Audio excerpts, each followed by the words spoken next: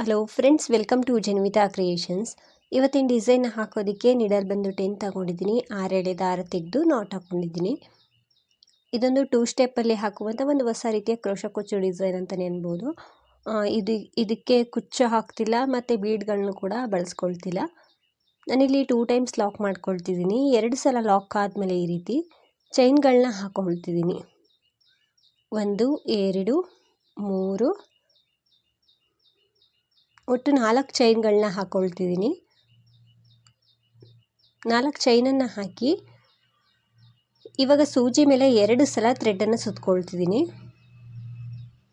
4 ಚೈನನ್ನು ಹಾಕಿ ಸೂಜಿ ಮೇಲೆ 2 ಸಲ ಥ್ರೆಡನ್ನು ಸುತ್ತಕೊಂಡು ಅದನ್ನು ಈ ರೀತಿ ವಿ ಶೇಪಲ್ಲಿ ಇಟ್ಕೊಂಡು ತ್ರಿಬಲ್ ಕ್ರೋಶ ಕಂಬನ ಮಾಡಬೇಕು.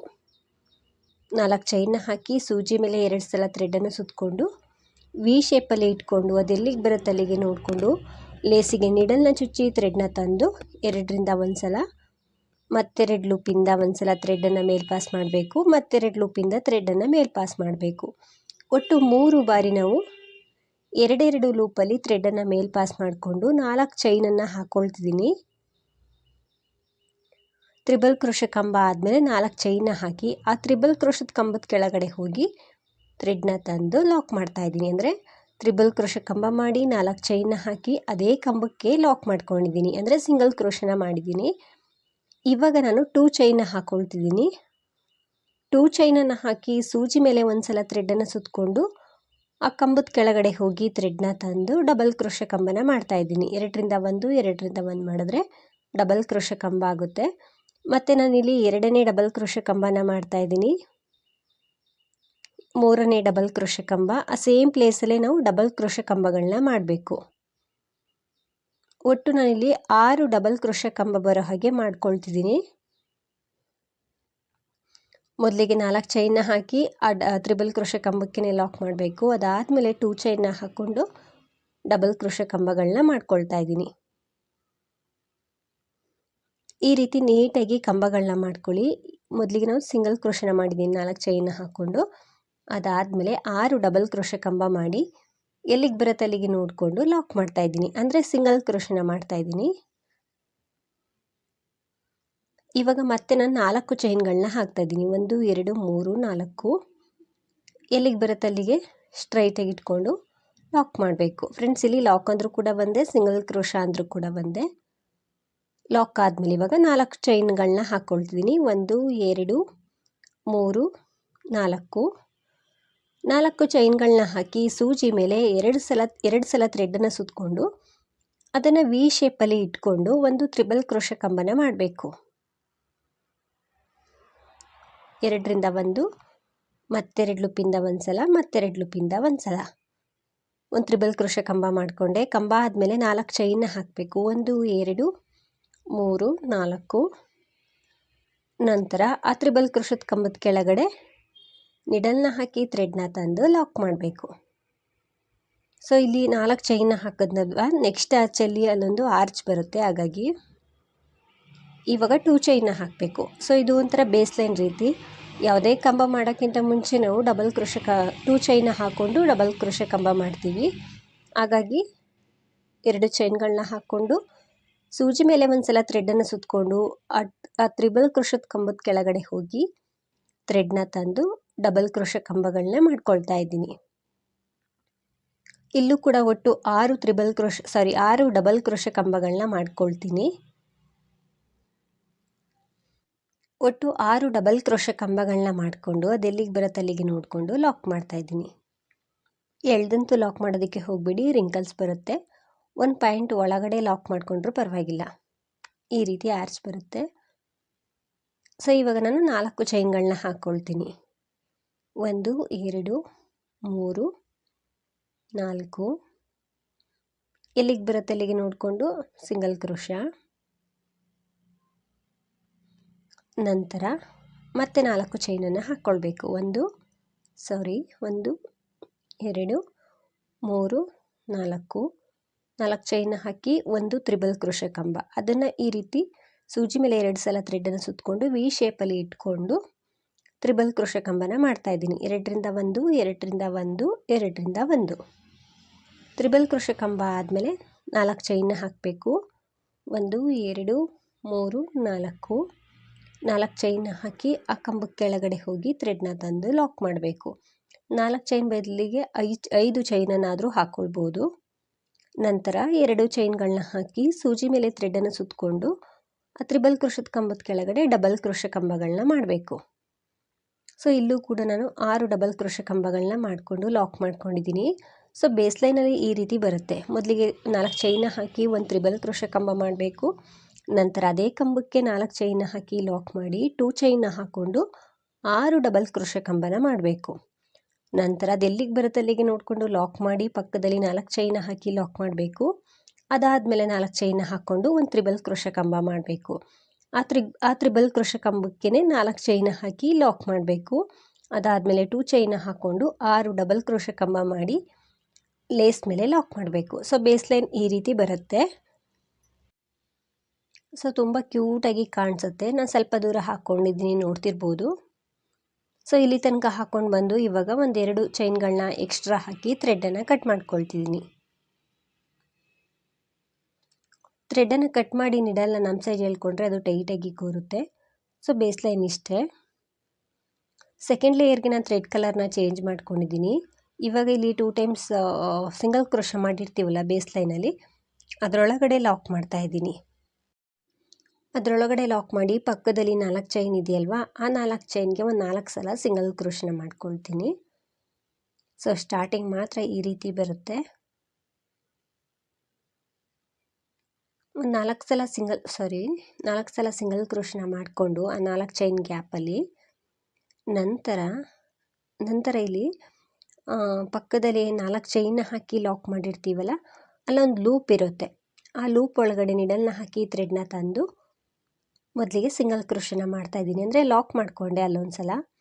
ಇವಾಗ ಒಂದು 3 ಚೈನ್ನ ಹಾಕ್ಕೊಳ್ತಿದ್ದೀನಿ. 1 2 3 ಚೈನ್ಗಳನ್ನ ಹಾಕಿ ಸೂಜಿ ಮೇಲೆ ಒಂದು ಸಲ ಥ್ರೆಡನ್ನು ಸುತ್ತಕೊಂಡು ಆ 4 ಚೈನ್ ಗ್ಯಾಪಲ್ಲೇ ಡಬಲ್ ಕ್ರೋಶ ಕಂಬನ ಮಾಡ್ತಾಯಿದ್ದೀನಿ. ಆ 4 ಚೈನ್ ಗ್ಯಾಪ್ ಒಳಗಡೆ ಹೋಗಿ ಥ್ರೆಡ್ನ ತಂದು ಡಬಲ್ ಕ್ರೋಶ ಕಂಬ 2ರಿಂದ 1 2ರಿಂದ 1 ಒಂದು ಕಂಬ ಆಯಿತು. ಮತ್ತು ನಾನಿವಾಗ 2ನೇ ಕಂಬನ ಮಾಡ್ತಾಯಿದ್ದೀನಿ. ಆ ಸೇಮ್ ಪ್ಲೇಸಲ್ಲೇ 2 ಡಬಲ್ ಕ್ರೋಶ ಕಂಬ ಆಯ್ತಲ್ವ. ಇವಾಗ 3 ಚೈನ್ನ ಹಾಕಬೇಕು. 3 ಚೈನ್ನ ಹಾಕಿ ಅದೇ ಕಂಬಕ್ಕೇ ಲಾಕ್ ಮಾಡಬೇಕು.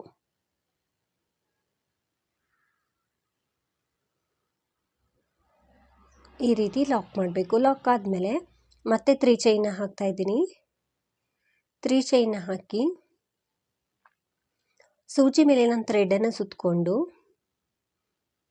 ಆ 4 ಚೈನ್ ಗ್ಯಾಪಲ್ಲೇ ಡಬಲ್ ಕ್ರೋಶ ಕಂಬನ ಮಾಡ್ತಾಯಿದ್ದೀನಿ. 2 ಡಬಲ್ ಕ್ರೋಶ ಮಾಡಿ ಒಂದು ಸಲ 3 ಚೈನ್ನ ಹಾಕಿ ಲಾಕ್ ಮಾಡಬೇಕು.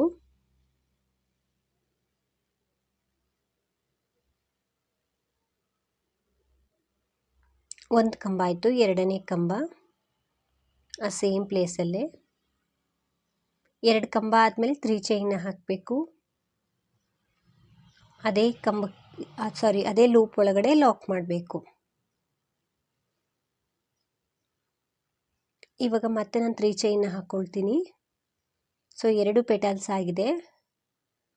3 ಚೈನ್ನ ಹಾಕಿ ಸೂಜಿ ಮೇಲೆ 2 ಸಲ ಥ್ರೆಡನ್ನು ಸುತ್ತಕೊಂಡು ಒಂದು ಸಲ ಥ್ರೆಡನ್ನು ಸುತ್ತಕೊಂಡು ಡಬಲ್ ಕ್ರೋಶ ಕಂಬ ಒಂದು ಕಂಬ ಆಯ್ತಲ್ವ. 2ನೇ ಕಂಬನ ಮಾಡ್ಕೊಳ್ತಿದ್ದೀನಿ.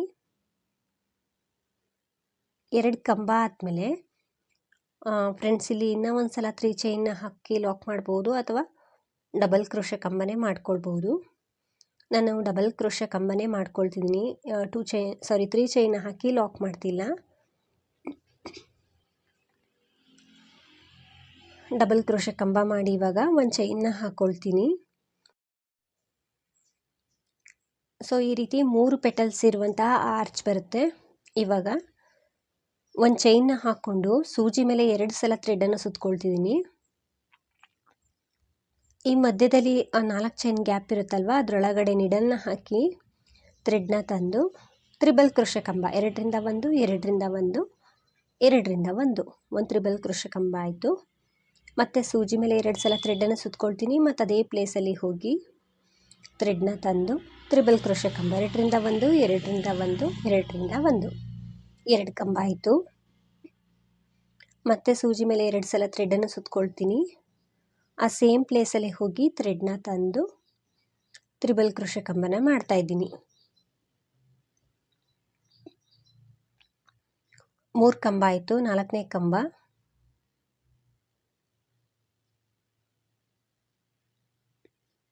ಈ ರೀತಿ 4 ತ್ರಿಬಲ್ ಕ್ರೋಶೆ ಕಂಬನ ಮಾಡಬೇಕು. 4 ಕಂಬ ಆದಮೇಲೆ ಒಂದು ಚೈನ್ನ ಹಾಕ್ಕೊಂಡು ಇಲ್ಲಿ ಒಂದು ಚೈನ್ನ ಹಾಕ್ಕೊಳ್ತೀನಿ. 4 ಕಂಬ ಆದಮೇಲೆ ಇವಾಗ ಸೂಜಿ ಮೇಲೆ ಒಂದು ಸಲ ಥ್ರೆಡನ್ನು ಸುತ್ತಕೊಂಡು ಈ 4 ಚೈನ್ ಗ್ಯಾಪ್ ಇದೆಯಲ್ವಾ ಅದರೊಳಗಡೆ ಡಬಲ್ ಕ್ರೋಶೆ ಕಂಬನ ಮಾಡ್ತಾ ಇದ್ದೀನಿ. ಸೊ ಒಂದು ಚೈನ್ನ ಹಾಕ್ಕೊಂಡು ಡಬಲ್ ಕ್ರೋಶೆ ಕಂಬನ ಮಾಡ್ತಾ ಇದ್ದೀನಿ.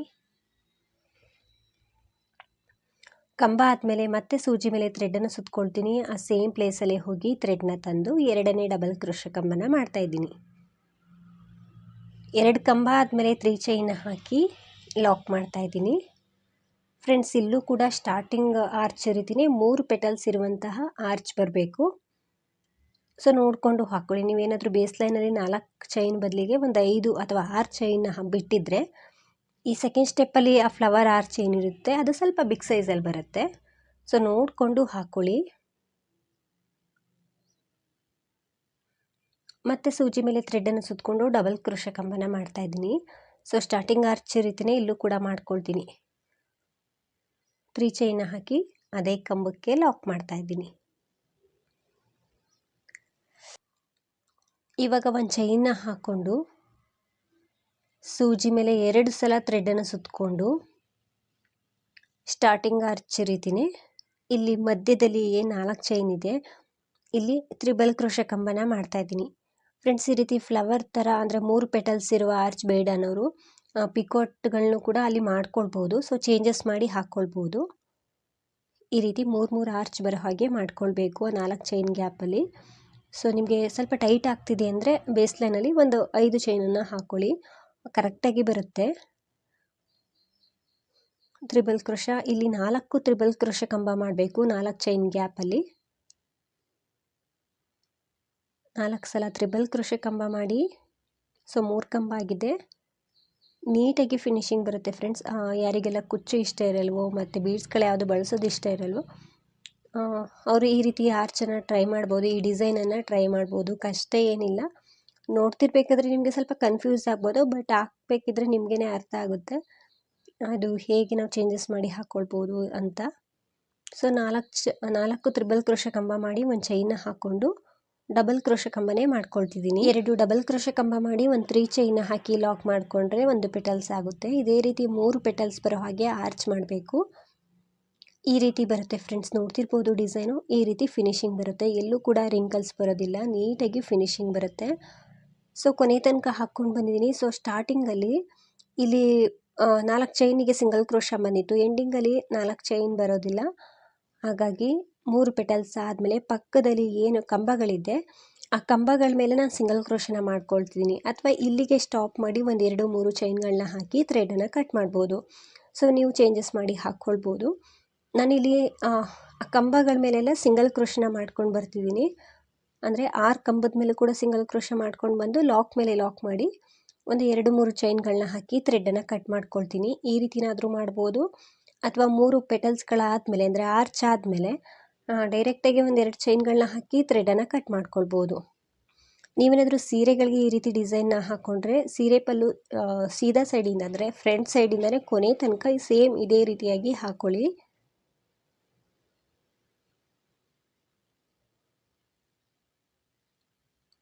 ಎಲ್ಲ ಕಂಬದ ಮೇಲೂ ಕೂಡ ಸಿಂಗಲ್ ಕ್ರೋಶ ಮಾಡಬೇಕು. ನಂತರ ಲಾಕ್ ಮೇಲೆ ಲಾಕ್ ಮಾಡಬೇಕು. ಲಾಕ್ ಮೇಲೆ ಲಾಕ್ ಮಾಡಿ ಒಂದು 2-3 ಚೈನ್ಗಳನ್ನ ಎಕ್ಸ್ಟ್ರಾ ಹಾಕಿ ಥ್ರೆಡನ್ನು ಕಟ್ ಮಾಡ್ಕೊಳ್ತಿದ್ದೀನಿ. ಥ್ರೆಡನ್ನು ಕಟ್ ಮಾಡಿ ನೀಡಲ್ಲ ನಮ್ಮ ಸೈಜ್ ಹೇಳ್ಕೊಂಡ್ರೆ ಅದು ಟೈಟಾಗಿ ಕೂರುತ್ತೆ. ಈ ರೀತಿ ಡಿಸೈನ್ ಬರುತ್ತೆ ಫ್ರೆಂಡ್ಸ್. ನೀಟಾಗಿ ಫಿನಿಶಿಂಗ್ ಬಂದಿದೆ, ಹಾಗೆಯೇ ತುಂಬಾ ಚೆನ್ನಾಗಿ ಕಾಣಿಸುತ್ತೆ. ಸೊ ಬೀಡ್ಗಳು ಬೇಕಿದ್ರೆ ಹಾಕ್ಕೊಳ್ಬೋದು. ಸೊ ಚೇಂಜಸ್ ಮಾಡಿ ಹಾಕ್ಕೊಳ್ಬೋದು. ಕಷ್ಟ ಏನಿಲ್ಲ, 2 ಸ್ಟೆಪ್ಪಲ್ಲಿ ಹಾಕುವಂಥ ಡಿಸೈನು. ಎಲ್ಲರೂ ಕೂಡ ಟ್ರೈ ಮಾಡಿ. ಪ್ರೈಸ್ ಬಂದು ಇದಕ್ಕೆ ಒಂದು 600 ಅರೌಂಡ್ ಚಾರ್ಜ್ ಮಾಡ್ಬೋದು. ನೀವು ಪ್ಲೇಸ್ ಮೇಲೆ ಡಿಪೆಂಡ್ ಆಗಿರುತ್ತೆ. ಇಷ್ಟೇ ಅಂತ ಹೇಳೋಕ್ಕಾಗಲ್ಲ, ಹೆಚ್ಚು ಕಡಿಮೆ ಮಾಡ್ಕೊಳ್ಬೋದು. ಡಿಸೈನ್ ತುಂಬ ಚೆನ್ನಾಗಿ ಬರುತ್ತೆ. ಈವನ್ ಬಿಗಿನರ್ಸು ಕೂಡ ಟ್ರೈ ಮಾಡಿ, ಕಷ್ಟ ಏನಿಲ್ಲ. ಒಂದೆರಡು ಆರ್ಚ್ ಮಾಡೋವರಿಗಷ್ಟೇ ನಿಮಗೇ ಅರ್ಥ ಆಗುತ್ತೆ. ಫ್ರೆಂಡ್ಸ್, ಈ ಡಿಸೈನ್ ಎಲ್ರಿಗೂ ಕೂಡ ಇಷ್ಟ ಆಗಿದೆ ಅಂದ್ಕೊಳ್ತೀನಿ. ನೀವೇನಾದರೂ ಫಸ್ಟ್ ಟೈಮ್ ನೋಡ್ತಿದ್ರೆ, ಹೊಸಬ್ರಾಗಿದ್ದರೆ ಪ್ಲೀಸ್ ನಮ್ಮ ಚಾನಲ್ನ ಸಬ್ಸ್ಕ್ರೈಬ್ ಮಾಡಿ ಸಪೋರ್ಟ್ ಮಾಡಿ. ಹಾಗೆಯೇ ಫೇಸ್ಬುಕ್ಕಲ್ಲಿ ಏನಾದರೂ ನೋಡ್ತಿದ್ರೆ ಫೇಸ್ಬುಕ್ ಪೇಜನ್ನು ಫಾಲೋ ಮಾಡಿ. ಆದಷ್ಟು ವಿಡಿಯೋನ ಲೈಕ್ ಮಾಡಿ, ಶೇರ್ ಮಾಡಿ. ನೀವೊಮ್ಮೆ ಟ್ರೈ ಮಾಡಿ. ಹಾಗೆಯೇ ಡಿಸೈನ್ ಹೇಗಿದೆ ಅಂತ ಕಮೆಂಟ್ ಮೂಲಕ ತಿಳಿಸಿ. ತುಂಬ ಚೆನ್ನಾಗಿ ಬರುತ್ತೆ, ನೀಟಾಗಿ ಫಿನಿಶಿಂಗ್ ಬರುತ್ತೆ. ಮತ್ತು ವಿತೌಟ್ ಬೀಡ್ಸ್ ಡಿಸೈನು, ಯಾವುದೇ ಬೀಡ್ಸ್ಗಳನ್ನ ಬಳಸ್ಕೊಳ್ತಿಲ್ಲ. ತುಂಬ ನೀಟಾಗಿ ಫಿನಿಶಿಂಗ್ ಬರುತ್ತೆ. ಎಲ್ಲರೂ ಕೂಡ ಟ್ರೈ ಮಾಡಿ. Thank you.